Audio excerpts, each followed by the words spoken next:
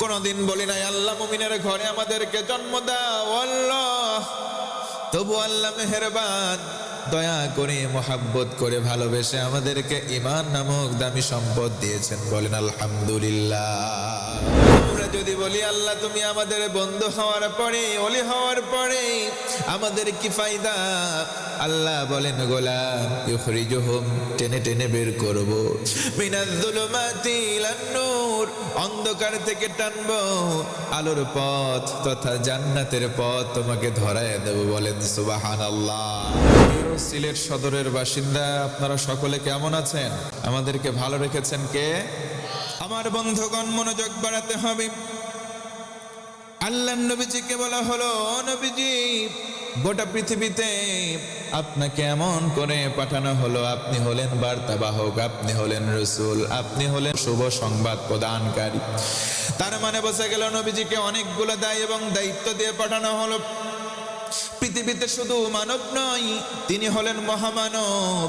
তিনি শুধু নবী নয়, তিনি হলেন মহানবী। কথা বলেন ঠিক কিনা? আল্লাহ রাব্বুল আলামিন কোরআনে কারীমের মধ্যে বলেন, কুল ইয়া আইয়ুহান নাসু ইন্নী রাসূলুল্লাহি ইলাইকুম জামিআ। চিৎকার করে বলা লাগবে আল্লাহু আকবার।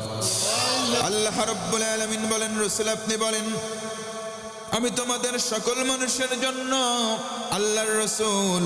শুধু তাই নয়, তিনি হলেন খাতামুন নাবিয়্যিন, সর্বশেষ নবী মুহাম্মদুর রাসূলুল্লাহ সাল্লাল্লাহু আলাইহি ওয়াসাল্লাম। ও আমার মুসলমান ভাই, আল্লাহ রাব্বুল আলামিন আরো বলেন, ওয়ামা আরসালনাকা ইল্লা কাফাতাল লিন্নাসি বাশীরাও ওয়া নাযীরা। আল্লাহ রাব্বুল আলামিন বলেন, রাসূল আমি আপনাকে সমগ্র মানব জাতির জন্য শুভ সংবাদদাতা এবং সতর্ককারী রূপে প্রেরণ করলাম। তার মানে শুভ সংবাদ যদি রাসূলুল্লাহ না দেন, অন্য কেউ দিতে পারেন? রাসূল আমার শুভ সংবাদদাতা, রাসূল আমার সতর্ককারী। ও মুসলমান, এজন্য নবীজি যেই বিষয়ে আমাদেরকে সতর্ক করেছেন, আমরাও সতর্কতামূলক পদক্ষেপ গ্রহণ করব ইনশাআল্লাহ। আল্লাহর নবী কিয়ামতের দিন ওই মুসিবতের সময় লেওয়াউল হামদ, হামদের একটা পতাকা উঁচু করবেন।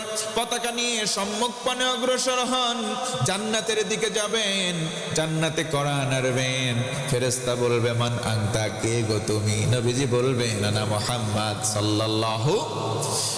ফেরেশতারা বলবে, আমরা আদিষ্ট হয়েছি আপনার জন্য, অপেক্ষায় অপেক্ষমান আছি।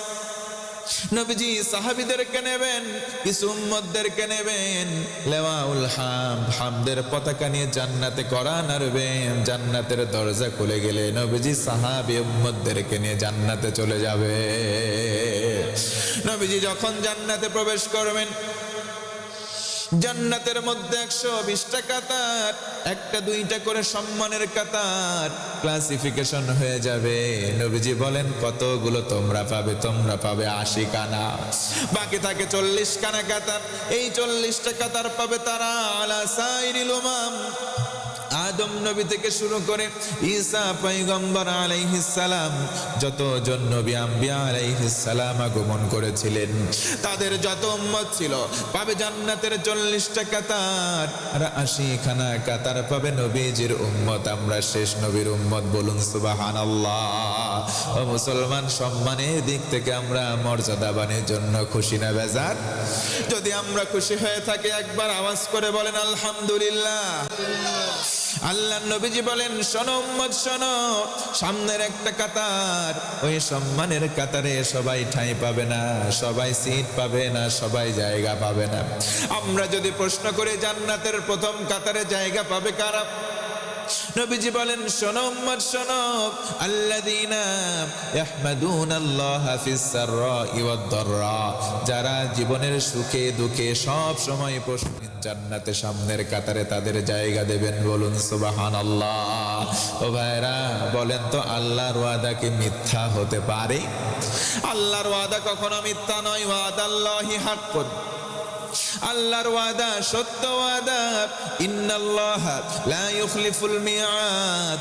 আল্লাহ একবার যেই ওয়াদা করেন সেই ওয়াদা কোশ্চিন কারেও আর ভঙ্গ করেন না। জোরে আরেকবার বলেন সুবহানাল্লাহ। আল্লাহর নবীর জামানায় নবীজি কোরআনের দাওয়াত দেন। নবীজি কোরআনের মহিমান্বিত গ্রন্থ কোরআন আল কারীমের দাওয়াতগুলো মানুষের দ্বারে দ্বারে প্রচার শুরু করে দিলেন, প্রসার শুরু করে দিলেন। এমত অবস্থায় নবীজির হাতে হাত দিয়ে কেউ কেউ কালেমা পড়েন, কেউ কেউ নবীজিকে পাগল বলে। ও মুহাম্মদ আনতা মাজনুন, তুমি হলা পাগল। নবীজির খারাপ হয়ে একবার তিনি বসে আছেন। নবীজির হাতে হাত দিয়ে কেউ কালেমা পড়ে, আবার কেউ অমুসলিমরা নবীজির সেজদা দেয়। উটের মরা পচা নারী ভুড়ি এনে নবীজির মাথার উপরে ছাপিয়ে দেয়। নবীজি এত কষ্ট স্বীকার করেছেন কিন্তু কোরআনের দাওয়াত দিতে পিছুপা হন নাই। জোরে বলুন সুবহানাল্লাহ। নবীজি আমার কোরআনের দাওয়াত দিতে দিতে যখন প্রতিবন্ধকতা বেড়ে যায়, নবীজির মন খারাপ হয়। আল্লাহ রাব্বুল আলামিন নবীজির মন বুঝলেন, আয়াত নাজিল করলেন। বলি আল্লাহু আকবার। তাহা মা আনজালনা আলাইকাল কুরআনা লিতাশকা। রাসূল এই জন্য কোরআন নাজিল করি নাই যাতে আপনার ভাগ্য কমে যাবে না, যাতে আপনার ভাগ্য নষ্ট হবে, এজন্য কোরআন নাজিল করি নাই। আপনার সম্মান গগনচুম্বী করব এই জন্য কোরআন দিলাম। তার মানে কোরআন আল কারীম শুধু রাসূলের উপরে ভাগ্যকে নষ্ট করবার জন্য নাজিল করা হয় না। বাল হুয়া কুরআনুম মাজিদুম ফি লাওহিম মাহফুজ।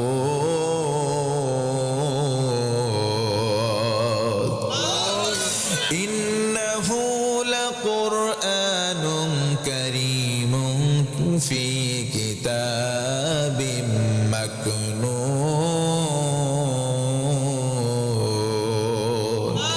আল্লাহ রাব্বুল আলামিন বলেন, হাল আতা আলাল ইনসানি হিনুম মিনাদ দাহরি লাম ইয়াকুম শাইআম মাযকুরা। বান্দারে আমি তোমাকে এমন একটা কথাকে স্মরণ করাবো না, তোমার জীবনের পূর্বের দিকে তাকাও, তোমার নাম নাই, কোনো গন্ধ নাই, কোনো অস্তিত্ব নাই, সেখান থেকে আমি রব্বুল আলামিন তোমার জন্ম দান করলাম। শুধু তাই নয়, তোমাকে আশরাফুল মাখলুকাত সৃষ্টির মধ্যে সেরা বানালাম। বলেন সুবহানাল্লাহ। 2 নম্বর আমাদেরকে যেই মর্যাদা দেওয়া হলো, ও মুসলমান, ঈমান দেওয়া হয়, মুমিন বানানো হয়। আমরা কোনোদিন বলি না আল্লাহ মুসলমানের ঘরে জন্মদান করো, আল্লাহ আমাদেরকে মুসলমান বানাও। আল্লাহ রব্বুল আলামিন মেহেরবান, দয়া করে আমাদেরকে ঈমান নামক দৌলত দান করেছেন। বলি সুবহানাল্লাহ।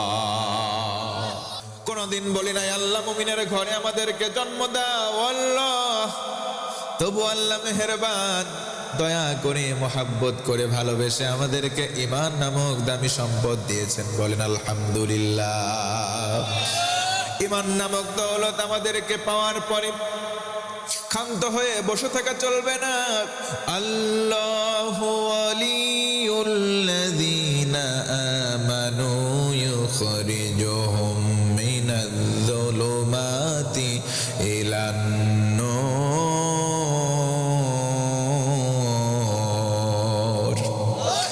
আল্লাহ রাব্বুল আলামিন বলেন, তুমি মুমিন হলে, তুমি ইমানদার, আমি আল্লাহ তোমার ওলি হয়ে যাব, আমি আল্লাহ তোমার অভিভাবক, তোমার বন্ধু হয়ে যাব।